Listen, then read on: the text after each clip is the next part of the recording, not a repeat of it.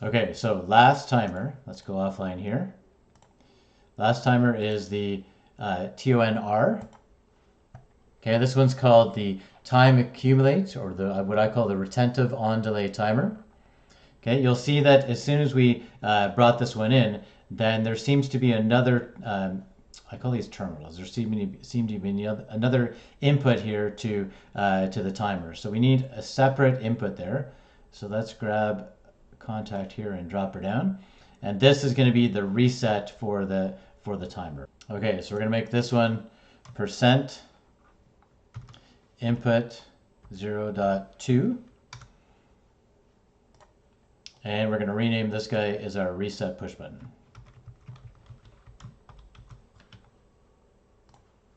Beautiful. Okay, I'm going to change this to 10 seconds now. So let's see, if I put 10 seconds, does that work? No, see, that doesn't work whatsoever, right? So I put 10s and it doesn't work.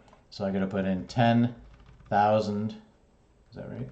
There we go, 10,000 milliseconds. There we go. So I got 10 seconds coming in now. Okay. The other way to do this, because I haven't shown you the other ways to drop this guy in. So we have a number of ways to grab these timers, right? So we could have just changed that timer. The other thing that we could have done, I'm not sure if I've shown you this earlier, is you can grab this empty box that's up here. You can drag it down and drop it into here. And then it gives you every different instruction that's available in TIA portal, okay? Don't grab this one, the TONR. This is an older, this symbol right here shows you that it's an older timer. If we go scroll down, then the TONR is available right here. Okay, so you can do a number of things. You can change it by clicking on this timer and using that the orange triangle at the top there to change your timers.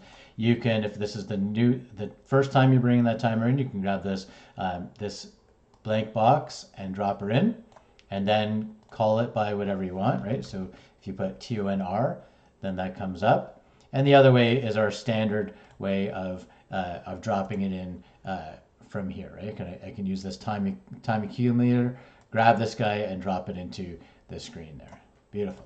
Okay, didn't want to do that last timer, so let's get that out of there. Let's get that out of there.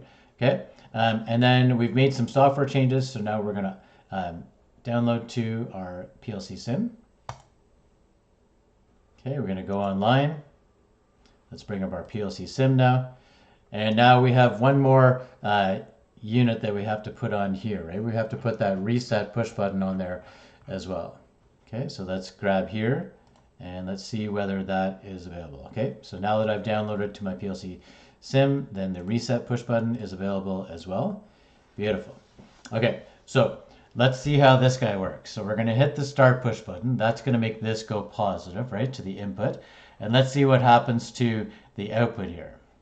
So clicking on here, again, I'm going to make use of this virtual push button here on the sim table. So pressing this guy, and it seems to be accumulating right away. Okay, and then if I let it go, then it stops. So this is the only retentive timer out of the 4 timers that we've looked at so far. At this point, the elapsed time is not equal to the preset time. Preset time is going to be 10 seconds. So you can see here I'm at, just shy of 3 seconds there. So obviously I've got to keep accumulating. So every time that this start push button goes true, or the input goes true, then this value for the elapsed time is going to increment, right? We can see our elapsed time here or right here. So hitting the push button again, it goes true, keeps incrementing up. If I let it go, then again it stops, goes false, and that value is held here as well.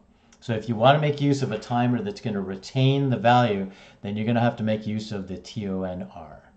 If I then press this until the elapsed time is equal to the preset time, there we're at 10 seconds now, right? So these two are the same. Then we can see that the output goes true and stays true. Okay, so it remains true. And if I hit this start push button, then nothing else is changing, right? So it's stopped there at 10 seconds. It's not incrementing anymore. Okay, the output is still true and remains true until what? Until I hit the reset push button right here. So as soon as this guy goes high, right, or goes to a 1, then we should find that the output turns off and the elapsed time goes to 0. Okay, so we're going to click on here for a reset push button. We're going to use this virtual push button, and as soon as we press it right now, then it goes, for the output goes off, and we can see that our elapsed time then goes to 0. Beautiful. Last thing I wanted to show you was that if we hit the start push button, then obviously it's going to increment. If I let it go, then it retains that value. Okay, but if I hit the reset at this point, right, at any point, if I hit the reset, then it's going to cause, obviously the output hasn't set here, right? So we don't have to worry about the output going back to 0, but it will reset the elapsed time to 0. So I'll hit the reset push button now, and you can see that our elapsed time now goes to 0.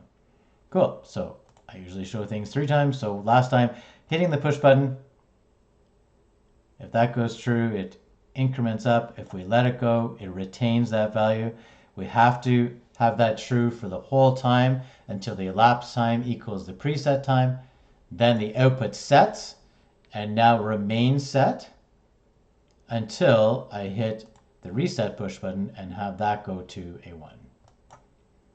Beautiful. All right, guys, so now we have 4 different timers, right? We looked at the on delay, the off delay, the pulse, and now the retentive timer, right? So that covers everything. And we're going to make use of these guys with our stuff with the factory I/O coming up soon. All right, guys, I'll see you guys on the next video.